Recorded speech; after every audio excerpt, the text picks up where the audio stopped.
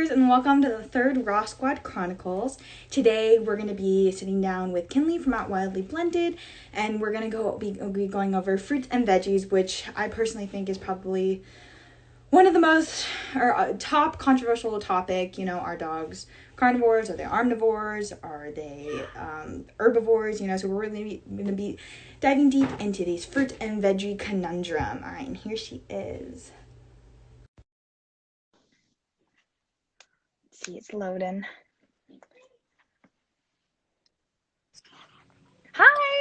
Hi. Glad you could be here. Thank you so much for joining us in the third Raw Squad Chronicles. Yeah, thank you for having me. Yeah, of course. I'm really excited to sit down today and really dive into fruits and veggies because I personally think it's one of probably the most controversial topics in the raw feeding community. You know, like, should we feed them? Should we not feed them? And with you owning Wildly Blended and selling so many great products, you're just like the perfect person to sit down and discuss this with. Well, thank you.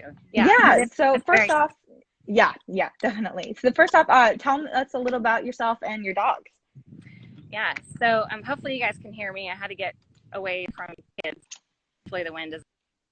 But so I'm Kinnlee. I have two dogs, Six and Abel. They're a golden retriever and a Labrador retriever. And I have three kids, age 9, 7, and 3. And I've been married for about 10 years now. Great. And then your company, Wildly Blended, tell us a little about your products that you sell too. Yeah, so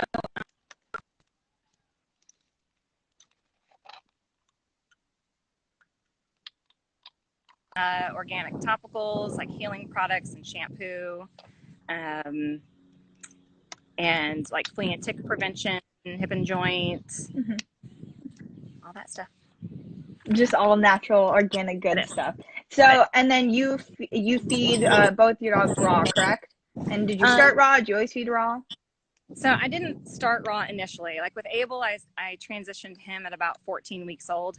And then he's been full raw until recently, just a couple of months ago. I did have to incorporate some kibble just because I was working a 40-hour-a-week day job plus trying to raise 3 kids. And life gets in the way. Blended. Yeah, so it got a little crazy. I didn't have enough time to prep, and the grinds were just way out of my budget. And with Six, he's actually sitting next to me. So if you hear like a cow munching on something, he's eating grass. So. Yeah, Stormy's in my room too, so she might bark at something outside the window. Yeah, same with him. So with Six, when we got him at 8 weeks old, I started him right off the bat with raw as well, and then recently had to incorporate kibble. So right now we're half and half. Yeah. So, I mean, I'll just hit you with the first question. It's really a loaded question. Do dogs need fruits and veggies in their diet? So they technically do not. They are, I like to say, opportunistic carnivores. So they don't need them, but they can certainly benefit from them whenever they're prepared properly. So in order to live and survive, no. Simple. And when you say prepare properly, what do you mean by that? So they lack the enzyme amylase to break down the cellular walls of the fruits and the vegetables. So we need to help them do that by doing it for them. So there's a couple of ways that you can do that, and that's by steaming or just pureeing, or kind of do what I do, either dehydrate or freeze dry and then powder it.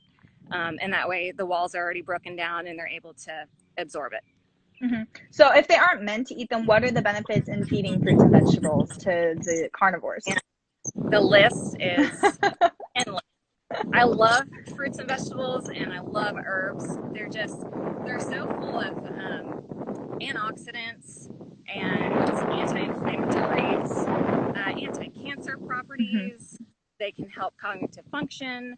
I mean, the list is seriously endless. And so whenever you feed just protein and fats, you have a high inflammation. You have a lot of O6 fatty acids, and so we need to balance them out. The omega-3s, and then plus all the plant matter has just tons of anti-inflammatories. Yeah, so when we want all these wonderful benefits, how much should we add, and how do we know if it's too much or too little? So I still like to keep it to around 10% of fruits and veggies combined, kind of following the BARF model of feeding. So I give about 7% of vegetables and 3% of fruits, just simply because of the sugar that's found in the fruits. Yeah. And I think it's important to keep in mind that we're feeding the plant matter for all the like fiber, the phytonutrients, all the benefits rather than calories. Exactly. So yeah, yes. I think that's where people kind of, it's like that gray area. Am I feeding it for, but there's also that divide where I know a lot of sport people, maybe they're feeding like sweet potatoes for more energy and stuff like that if they're have a really high active dog. Yeah. So what kind of fruits and veggies are like the best to feed, or which ones should we stay away from? So I really, really love berries. They have a really low glycemic index, and they're not going to spike the blood sugar like a lot of other ones do. And then I'm obsessed with dark leafy greens, microgreens, any kind of like carrot greens, beet greens. Those are pretty much my favorite. And then if you can ferment them on top of it, that's even better.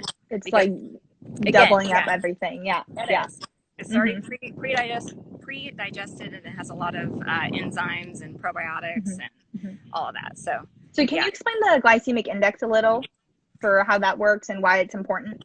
Yeah. So some foods actually all foods have what's called a glycemic index. And so what that means is how the food affects the sugar in your blood. So certain foods like fruits, like say a really ripe banana, it's going to have a really high glycemic index, and it's going to spike the blood sugar, and then we're going to crash after that. And so I like berries, even though they have a lot of sugar and they do actually have a high glycemic index, they have what's called a low glycemic load. And so that's where it kind of just depends on what they're eating whenever they eat the fruits and vegetables, how it affects how they absorb and the sugar spike. So like with let's see, sorry, I'm not really good at lives. It's okay. So the glycemic load is that even though that they may have a high glycemic index, it's not going to spike their blood sugar like you think that it would. So yeah, so you need to look at the glycemic index plus the load. Right. Yeah. So nutrition is kind of really complicated, and you can go down the rabbit hole because, like, the glycemic index depends on the glycemic load, and then certain nutrients are absorbed better when you eat it with these nutrients, and these vitamins and minerals can block other absorption. And so it really is just like you can go and go and go and go. It's like everything's symbiotic, and it's like it's just a big web that's so crazy. And it really is. So what's your favorite fruit or vegetable to feed? Let's see. So again, dark leafy greens. I do a lot of spinach, chard, microgreens. Let's see. I do berries a lot. And again, all fermented. Yeah. Just breaking down that cell wall. I know a lot of people sometimes they'll feed fruits and vegetables for their fiber content to express their anal glands. What do you think about this? Yeah, so fiber is definitely essential in the purpose. Sorry, here's 6. Oh, hello. He's so big now. He is, I know. He's such a little love bug. So fiber is definitely essential. And that's another reason you want to feed fruits and vegetables as well.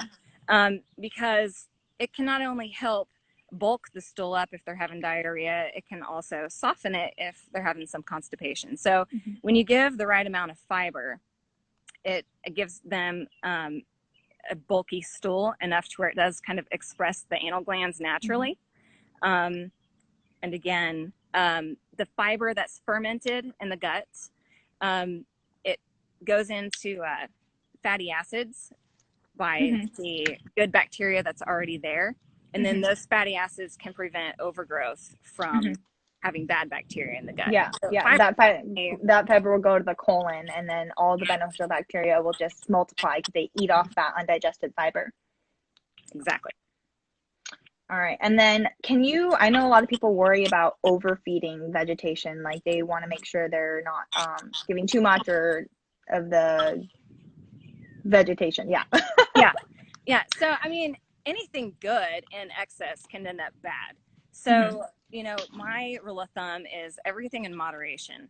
So, and that's kind of leading back to my supplements. I don't know if you've noticed, but my dosing is really, really low compared to a lot of competitor products. And that's, for one, it's all freeze dried, it's organic. So, and it's powdered. So they're going to absorb more of it. And again, I feel like a lot of people do overfeed the fruits and the vegetables. And so when you dose it low, you're going to stay within that 10% window of your fruits and vegetables. Yeah. So, yeah. Oh, go ahead. Sorry. No, it's okay.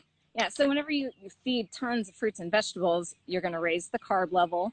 And then that's only going to decrease your protein and your fat. And then that's going to lead to, obesity and diabetes. And you're going to have, cavities and poor dental health because the starch just sits there on the teeth and starts to rot. So yeah, it can definitely be a bad thing. All right, let's see. I think we dive into questions. The first question we have is, what do you think of avocados? I personally don't feed them. I feel like they can be beneficial. Definitely, don't feed the seed. But yeah, I feel like it's fine. Again, in moderation. Yeah, I've seen some like diagrams like toxic foods and stuff, and avocado can be on there sometimes, but I think they're talking about the pit mainly rather than the flesh. I think so, yeah. Yeah. So if you do feed it, just feed the flesh. Okay, let's see. My dog often throws up after eating veggies or berries, but he digests ripe bananas really well. Is it okay to give more bananas because of this? Again, if your dog's eating ripe bananas, they're going to be higher in sugar content. So you do want to make sure that your dog doesn't have diabetes, because that's only going to make the problem worse. So, I mean, yeah, you can feed bananas. They're great with potassium. Yeah. And I mean, if that's the only thing that he can keep down, I say that's okay. I mean, I wouldn't know if I would give extra, like depending how much you're giving now, but right. I mean, just keep it simple, keep it in moderation. Don't go crazy. Yeah. Bananas are also great. Prebiotic as well. Yes. We always need those prebiotics. And I know so many are all about fiber from the vegetation and everything. Just feeds all the good stuff in the gut, since that's where 80% of the immune system's built. Absolutely. Yeah. Let's see. So what's your favorite product that you sell, either like plant or vegetation wise, with herbs and stuff? My favorites, and it's the backbone of my company, and that's the custom supplements. So with that, that all started with Abel. He's our golden retriever. And so when I first started feeding raw, I just started out with the PMR ratio diet. And it just didn't sit well with me. I was like, it's missing so much stuff. It needs more. And so I started making him the powdered fruits and vegetables and adding it to it. And then I'm like, you know what? This isn't right either. I need to research his health issues. Goldens are so prone to hip dysplasia and cancer and all that. And so I targeted certain fruits and vegetables that would help prevent those health conditions with him. And then so I kind of made him his own special supplement. And so that's kind of what the custom supplements are. So I love getting to know people's dogs, and everyone's different. Every supplement's different, and just trying to help better the health of that dog. So what are some of the herbs or plant matter that you added to target Abel's problems? With his, it's again a lot of leafy greens. I honestly can't remember exactly off the top of my head. It's a lot, but I think his is, there's dandelion for the gut. He has a really sensitive stomach. I know he gets a lot of slippery elm bark. He gets berries for antioxidants. I do the collagen peptides, for his hips. So yeah, I can't remember exactly. Just lots of list of goodness. All right, next question. How does one ferment a berry? It's kind of the same process. It's just the process of lactofermentation. So, make sure that your fruit is clean. I always wash mine with organic apple cider vinegar first, and then do a good rinse. And then I do my ferments with pink Himalayan salt. And you I guess I don't knead it into the berry, but I rub the salt all over the berries, and then, add the water to it and let it ferment. I would think berries were too watery to ferment, but interesting. I didn't know you could do that. I do it. Yeah, I haven't made them in a while. But the fermented treats that I used to make, it has blueberries in there. Oh, that's cool. Yeah. So with you having so many high quality products, I want to talk about a little why it's important to feed quality vegetation too, and why, organic or non-organic matters, or if it doesn't. Yeah, it does matter. And, even being organic is controversial because they're allowed to spray a certain amount of pesticides and stuff on there. But whenever, it's just like feeding a high quality grass-fed and finished animal. By feeding organic fruits and vegetables, you're going to get more nutrient dense foods. And so by using organic fruits and vegetables, you're going to get more nutrients and less chemicals exposure. Yeah. Least cancer and all that. Yeah.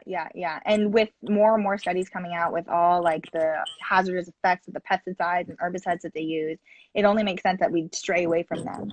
Like a big one that I bring attention to a lot is glyphosate, which is the #1 worldwide used herbicide. Yep. Which all the studies that are coming out and side effects are so scary. And it just, it is. I kind of have a love-hate relationship with the USDA and FDA because, one perspective, they do the best, I feel like, in not letting certain harmful chemicals and, potentially harmful foods pass inspection. And then at the same time, they let so many harmful things pass. So it's like, you need to get it together. So you said, organic's still pretty controversial, right? It is. Yeah, only because of being organic. Like say you get organic free range organic eggs. That's kind of controversial because is one chicken allowed 1 square foot per in the grass and see the daylight? That's not really free range organic. But it's labeled as such. So even organic produce, they still use some pesticides, but it's just not like conventional. Yeah, it's still not. It's like still like those gray areas that they try to like sneak past you. Right. Yeah. It's not like raising your own in your backyard. Yeah. Which it'd be great if everybody could do, but it's. I tried garden, and it did not go that well. They ended up all dying, and they were just like, okay, whatever. Amazon kits it is. Yeah, I don't know them either. Yeah, I'm trying. It's not happening. So, a big part of raw feeding is mimicking our ancestral diet. What do you think when people are like, oh, well, wolves didn't go out in search of vegetation? Yeah, well, and if you do research on it, you're not going to find wolves like going and eating out of people's gardens and stuff, although I feel like they would today, but they do get vegetation from the prey animals. They do eat the stomach contents, and so there are berries and vegetation found in there. But then, I did read an article where actually it was a video. They found a wolf in the wild foraging for berries. So it's kind of like, does a bear poop in the wood? Yeah. Type of thing. Yeah. I can't see it. Did it happen? Yeah. I feel like it happens more often than not. Yeah. Again, do they need it to live? No. But I do think that they do. Yeah, and it might be a survival thing too. Maybe it was the winter and prey was less populated and the berries were the only thing around. Yep. Yeah, and I think tripe is another great way to add vegetation too, because it's pre-digested, and that's why we want to break down that cell wall. Yep. Because the animals that we're feeding would already have that. I think it's the amylase enzyme, right? Yeah. Yeah. They do. To break it down. Yep. Let's see. The organic has to say certified, then there's no spraying. Is that true? Certified organic, and then there's no spraying of herbicides or stuff? I'd have to double check, but I'm pretty sure even certified organic is still allowed to use a certain percentage. It's not a lot. And again, I'm not 100% sure. That's something I have to look up again. But I do think that they're allowed to use a certain amount. Let's see. What are your thoughts on fruits and veggies on dogs with yeast issues?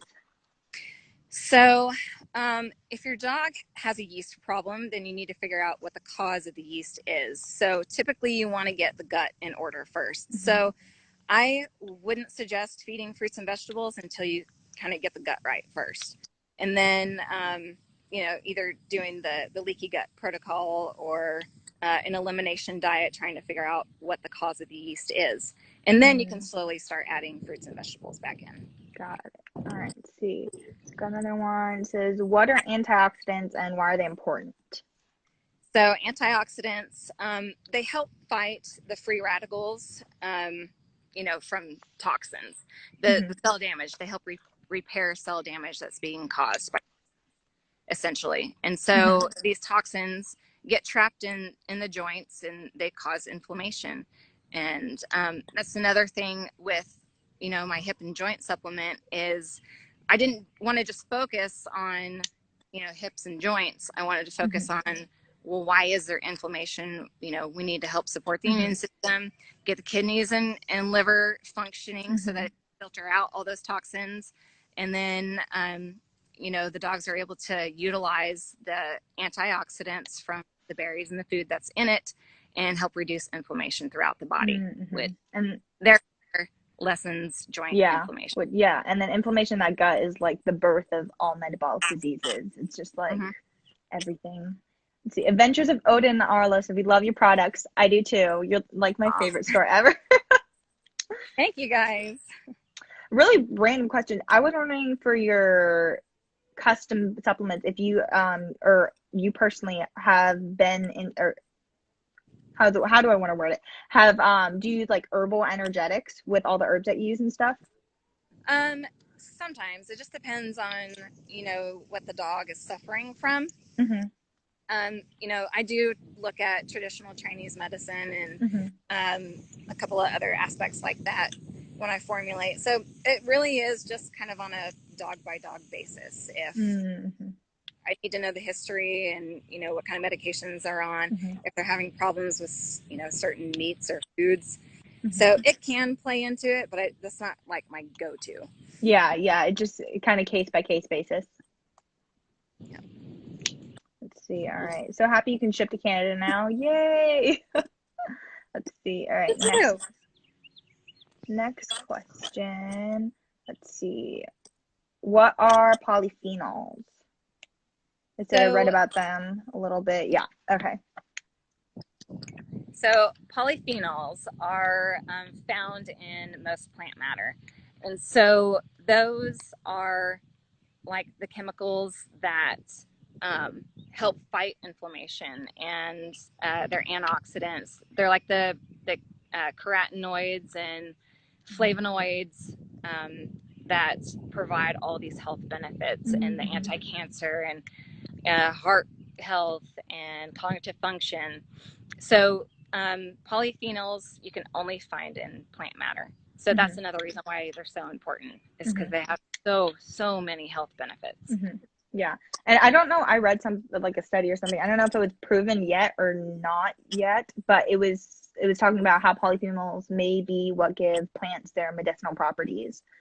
Yeah, they do. Yeah. So, yeah, that's a good point. It helps the plant thrive, and it also can help them protect themselves from predators. So it's definitely kind of, I mean, plants are living.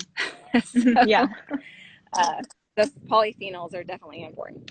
Next question box. Why are microgreens so beneficial or so good? I mean, they're just so nutrient dense compared to a lot of the other foods, and they're more easily digested, especially if they're broken down. The I mean, that's pretty much the easiest way to say it. Yeah. But they're just And a lot isn't more it, nutrients. yeah, isn't it because like they have all that energy and nutrients to grow into an adult plant? Mhm. Right? Yeah, because they're smaller. Let's see. Is fiber or are plants good for bulking up stool? Yes. So I think, yeah, I think it was went for like constipation or diarrhea. How about for those situations? What kind of plants would you use? Okay, yeah, that's a good question. So my go-to for diarrhea is slippery elm bark. Mm-hmm. I love slippery elm bark. Mm-hmm. And so you want to make sure that you mix it up with, I use a little bit of warm water and kind of make like this gelatinous paste. I try to give it 30 minutes before their food, but if they won't eat it by themselves, then you can go ahead and add it to their meal. But slippery elm bark, it can help with diarrhea and with constipation. That's what I love about it. And I usually suggest that over pumpkin, which pumpkin, like pure pumpkin, not pumpkin puree, but, or pumpkin pie. Pure pumpkin can, help either bulk up the stool or soften it, but it doesn't really do anything else. Mm-hmm. And so slippery elm bark contains mucilage, which kind of helps line the intestinal tract from mouth to rear end, and it reduces the inflammation throughout the whole entire system. So you're kind of getting two benefits in one. And pumpkin, I know that's a highly recommended kind of diarrhea aid. What do you think about that? Yeah, I mean, it can definitely cure diarrhea, but again, it's not going to do anything for the inflammation throughout the whole digestive tract. It's just going to change the stool, but it's not going to help settle their stomach. It's just kind of more of like a Band-Aid, I guess. It is. Yeah, it's just a quick fix to kind of fix the stool. It's not going to fix the underlying problem. And so, and there's also marshmallow root is another good one that you can use for upset tummies. Is kind of one better than the other in a certain situation? They're both pretty similar. Marshmallow is really good for the digestive tract, just like slippery elm bark. I typically use marshmallow more for like coughing, that kind of respiratory condition. But I mean, you can use it if you have it. All right, let's see. What do you think of chia seeds, and do you need to soak them before giving them? Chia seeds. I do like chia. I don't feed it quite often, but it's really good, omega-3. I would soak it, make it more bioavailable, or you can put it in the blender and blend those suckers up to make it more bioavailable. How about flax seeds? Those kind of group together, I find. Same when people thing. ask. Same thing. Yeah. Let them soak or just blend them up. I think the biggest question around those two though is whether the omega-3 is bioavailable to the dogs, since it is from a plant matter rather than animal. Yeah, I don't think that it's quite as bioavailable as people probably would like them to be. But again, every dog's different. They're going to metabolize things differently. So, I mean, you can try it and see if it helps your dog or not. Yeah. But how long do you soak the seeds? Yeah, that's a good question too. I think it would probably, it's been a long time since I've done soaked chia seed. I think it was probably a couple of hours. Couple hours, yeah. Until what's the ratio you use to soak them? I don't know, to be honest. I think I was vegan for a while, and when we made vegan eggs or whatever, it was a tablespoon to I want to say 4 tablespoons of water or something like that. Okay. Something like that. It's just fourth a cup to tablespoon, I want to say, maybe. Probably. Let's see. What about phytoplankton? What's your take on that? Oh, yeah. I love phytoplankton.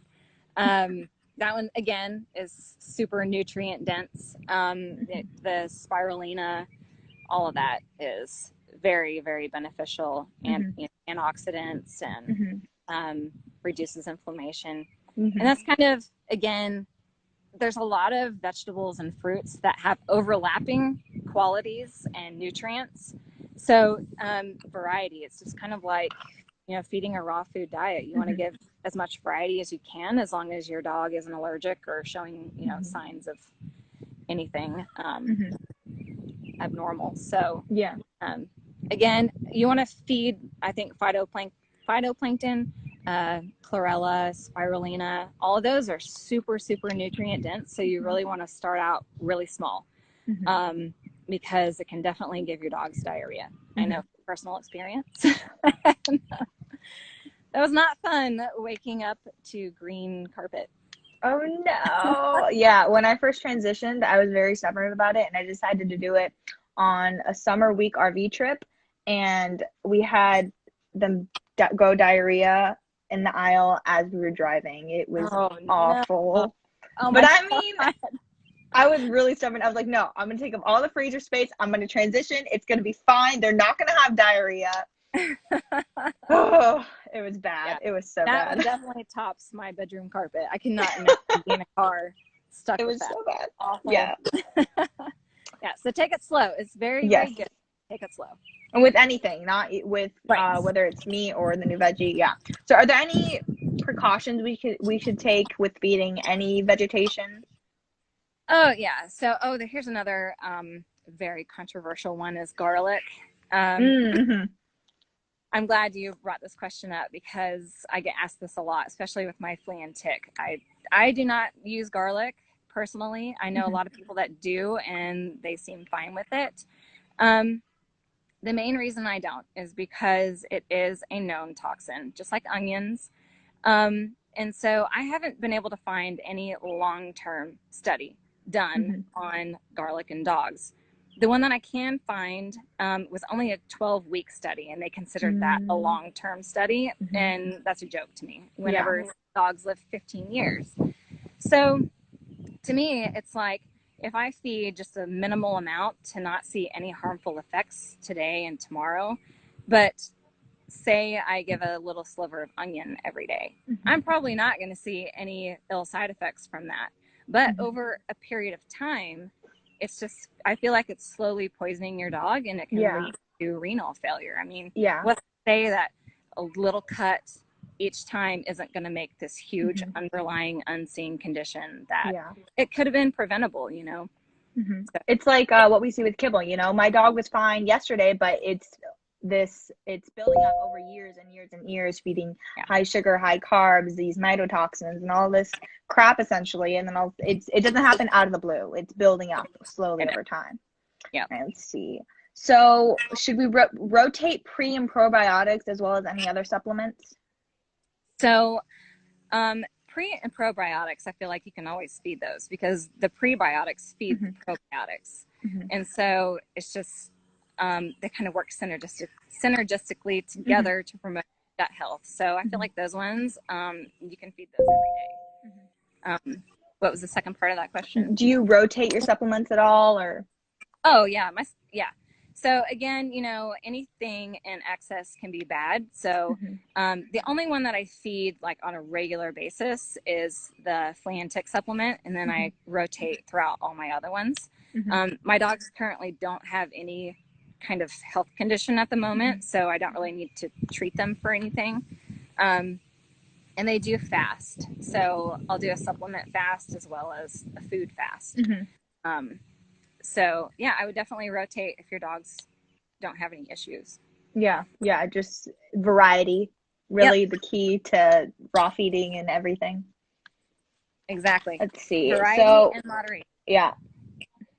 Yes. Let's see. What do you use for heartworm? Do you use any herbs or specific plants? I don't use heartworm. Excuse me. So I use the flea and tick as my prevention. It also helps prevent mosquitoes and all that. So if I can prevent a mosquito from an infected mosquito from landing and biting on my dog, then I'm going to prevent heartworm. So I use a combination of the flea and tick. I do the spray. I also have the shampoo. And then since I live out in the country, obviously, I'm always feeding raw pumpkin seeds, ground raw pumpkin seeds to help get any parasites that my dogs may contract from eating whatever is out here. So that's what I do. I don't do any kind of conventional heartworm. Yeah, that's what I usually do too. There are some, I guess there's some natural heartworm like tinctures out there, but I haven't used them yet at all. I use one called Heartworm Free. It's more, this is my first time using it really. It's been pretty good so far. But yeah, I have it in my story highlight somewhere if you guys are interested. Let's see. Is there any suggestions for natural pre and probiotic sources? Yeah, so you can get it from raw milk. It doesn't have to be goat's milk, but I know that you'll find goat's milk a lot in the raw feeding community, and that's because goat's milk is easier to digest. But really, you can get it from any raw milk. I like to make kefir, which is super easy. All you need is some grains, and you'll be surprised. Just ask around your community and see if anybody has some, and you'll be surprised at how many people actually. Make sure it's not the water grains though, because I know some people sometimes don't know the difference. I made that mistake. I ordered some off of Amazon and I got them and like, water. I was so mad. I was so ready to make some kefir, but I had the water one. Yeah, so that, and then obviously tripe has good pre and probiotics. Fermented foods all have pre and probiotics in it. And then you know, you can buy probiotics already made, like Adored Beast has a really good one. I recommend it all the time. Yeah, I really like the one with I think it's larch in it. That's one of their bigger prebiotics. I think it's like a probiotic enzyme. It's like a trio wrapped in one. Cool. Yeah, and let's see, next question. Okay, let's see. Does fruits and veggies help in cancer prevention / during treatment? Yes, especially mushrooms. I love medicinal mushrooms, and it's funny because at first I was so against mushrooms because I'm like, they're a known toxin. They can be, but certain ones, especially like the ones that we can find in grocery stores, aren't. They're perfectly safe. And so some mushrooms, actually a lot of them, can be very beneficial, especially for dogs going through radiation and chemo. It can actually help them recover and help keep the cell damage from not happening altogether, but it can definitely reduce the amount of damage that the treatment is doing. And then you sell your 12 mushroom matrix mix. That's great. Yeah. Oh yeah. So that one has mushrooms are just amazing. I know I love fruits and vegetables. The mushrooms they have some powerful antioxidants as well that can help reduce inflammation, and then again the healing product of anti-cancer properties, and then helping them recover. Yeah, it's just they continue to fascinate me always, for humans and canines and cats and everything. Yeah. Let's see. What are like the high glycemic, high starch vegetables that you usually stay away from? Yeah. And it's not that I have a problem with them. I just don't typically feed them because I feel like there's just better ones to choose from. So I don't really feed a lot of sweet potato, like at all. I don't do potatoes. I don't do, let's see, like ripe bananas. I stay away from ripe bananas, any kind of ripe fruit. I usually stick with berries for the most part. I can do mangoes and papaya are really good. Let's see, other vegetables I don't do. I don't really do a whole lot of carrots either. I mean, they're really beneficial, obviously. I'll rotate through them occasionally, but I don't really feed a whole lot of carrots or peas. Green beans I don't do. All right, let's see. And you could just search up the glycemic index on Google usually, and they'll usually have a number for you. Yeah. And it's on a scale to 1 to 100, right? Yeah, 1 to 100. And again, it's dependent on the fruit itself, because and the ripeness of it.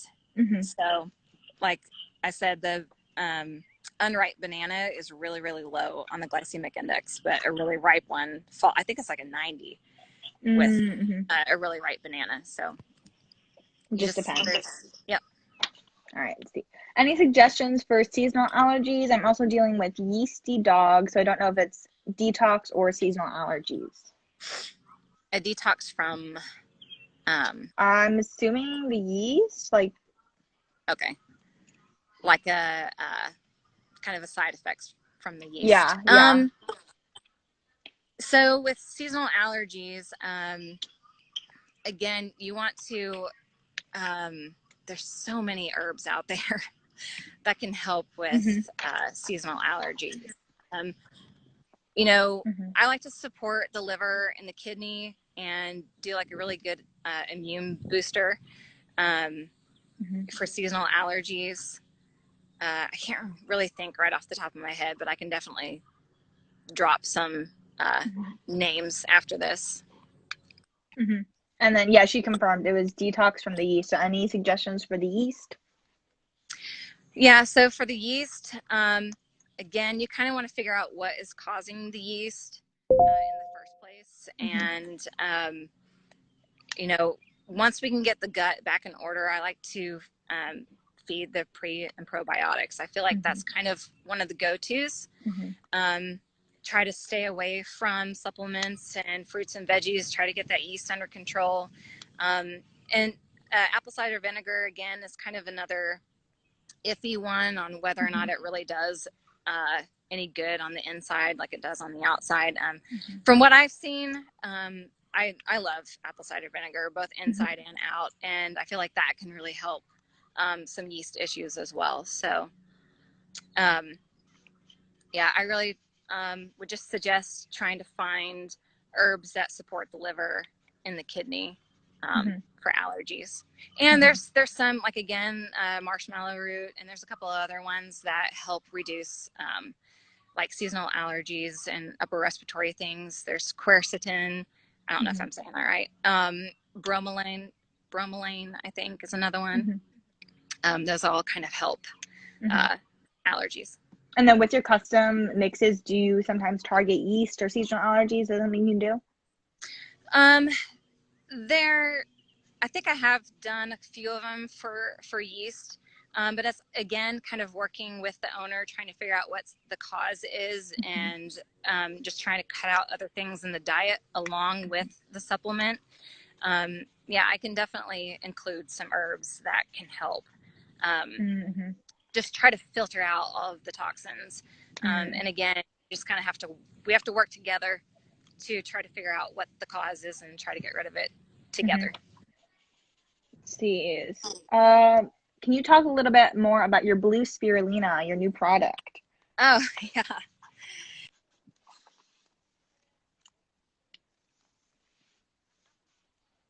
Really.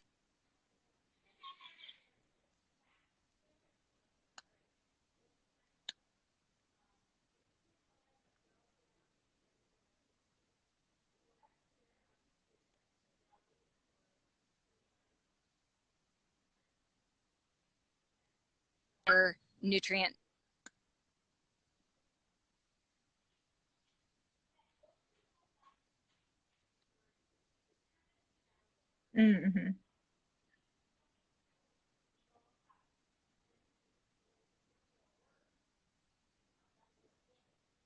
You're cutting out a little bit.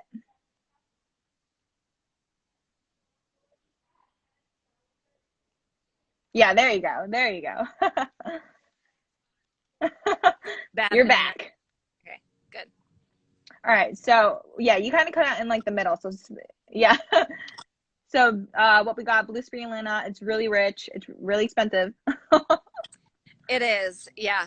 I mean, honestly, it is almost the same thing as, it is spirulina. It's just an extract of it that gives it that beautiful, beautiful blue color. So if you want to add those to your bowls, it will give it really a good pop. Yeah. But again, it's not necessary. Yeah. Let's see. How do you feel about bone broth? I like bone broth. Do you add any like herbs or veggies when you make it? I don't make it just because it makes my husband like ill. He hates No. the smell of it. Yeah, I I always get yelled at when I make it. So I don't make it. Otherwise, I probably would make it with like mushrooms and all kinds of herbs in there. But I just buy pre-made. But I like to give it. I used to freeze them in silicone molds and give it throughout their meals, just a little extra hydration. Yeah. I like to give it if they have an upset stomach or I'm fasting. That way they have a little something in their stomach, but it's not like a full meal. And I feel like a lot of animals that are really picky, it kind of gives the food an extra aroma. It's more enticing. It can make them, want to eat more. I like to hide certain foods in it. It kind of masks the flavor and the smell of certain things. So, yeah, I feel like it'd be very beneficial. Yeah, it's great. And it's great for leaky gut too, if your dog has it, and just overall great immune booster. Let's see, next question. What are the usual causes of yeast in a dog? Oh, man. That's a tricky one because it can be so many different things. I mean, it could be allergies. It could be too many carbohydrates. It could be a medication. It could be, it could be a lot of different things. And then what is a yeast infection for? So it's an unbalance of the bacteria in the gut. You're getting more of the bad bacteria, and so it feeds on itself pretty much. So yeast feeds on sugar, and so the more that we have in our bodies, the more it's going to kind of take over. So it's bad bacteria wreaking havoc all over the whole body pretty much. And it comes out in different ways, as you can either see yeast in the ear, or they're itching, or it's on their skin, or it's I hate yeast. A lot of dogs have it. Awful. And a lot of kibble fed dogs have it because in order for the kibble to be kibble, you need to have a carbohydrate in order for it to stick together. And so you're not going to ever get away from it if you're feeding kibble. And so you're constantly feeding the fire. You are. Yeah. And so that's why we always recommend just trying to get the highest quality kibble that you can afford. It's crazy how expensive some of these kibbles are. Like,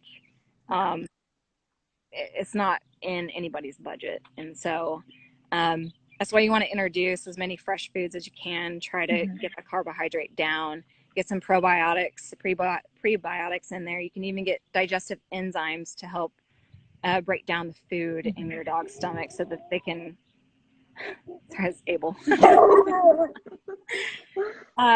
so that they can better assimilate the foods and start to heal. Let's see. What mushrooms would you add to the broth, or what are some of your favorite medicinal mushrooms? So the ones in the store that you're going to find a lot are the shiitake or even portobello. I don't even know how to pronounce a whole lot of them.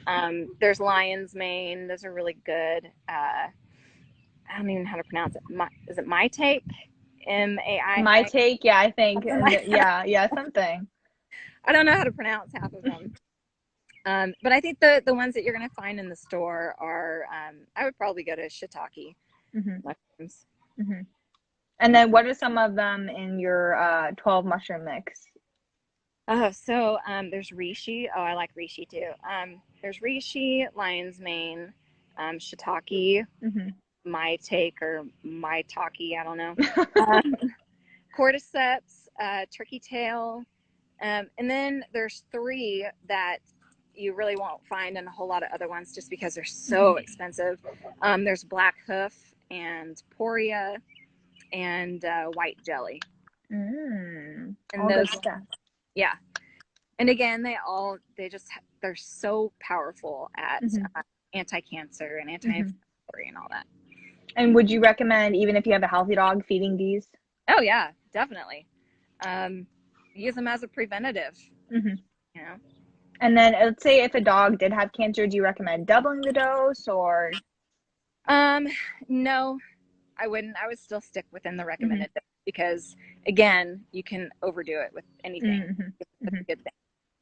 And sometimes if you feed too many mushrooms, you're going to cause digestive upset, and then you're going to have really one sick dog who's not feeling well with rocket butt, you know. All right, last question from me to you. What's the one thing that you would tell our listeners today about fruits and veggies? That you should feed them, even though that your dog doesn't need it to survive. They have so many health benefits that you're not going to get from animals. They're anti-cancer, they're anti-inflammatories, they contain so many health benefits that you'd be crazy not to feed them. So just make sure that you do it properly. You need to break it down for your dogs and cats in order for them to absorb it. And so you can do that by lightly steaming. You can puree them, and then again, you can powder them if you dry them. And just don't overdo it at the same time. You know, everything in moderation. Yeah. And what's the best place that they can find you? Here on Instagram. I have a really unconventional life where I'm constantly working, and I have 3 crazy kids and 2 crazy dogs and 2 crazy cats, and but I'll try to. You can email me, you can message me here on Instagram, and I will try to get back to you as soon as I can. All right. Well, thank you so much for joining me. I loved it, and learning everything about fruits and veggies and diving into this crazy topic. It's so big, and everybody has so much to say about it. The next Raw Squad Chronicle is going to be May 3rd at 6 p.m. Central Time, and it's going to be with GSP Quinn over Raw 101. So thank you so much, Kinnlee, for joining us, and make sure to go check out Widely Blended because it will blow your mind how awesome it is. And one more thing before you leave. What was I going to say? Oh gosh, no, I forgot. No. Oh my God. Oh, okay. So there's so many fruits and vegetables and herbs that it's really seriously impossible to